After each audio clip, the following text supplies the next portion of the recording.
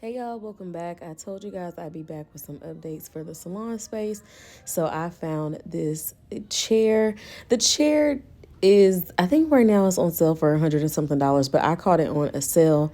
So I'll leave the link in the description box, but I thought that this chair would be a nice addition to the salon space because the chair that I had was a little IKEA chair, and let's just be honest, it wasn't meant for us girls that got thick thighs. So I had to do something that was a little bit wider, a little bit more comfortable, and just match the space better. So we're still slowly renovating our new space. We plan on doing the floors hopefully this summer. So yeah, just watch me work. I didn't show the entire assembly. I just showed the unboxing and the final product. But thank you for watching, and let me know if you want to see more salon updates, and I will see you guys on my next video.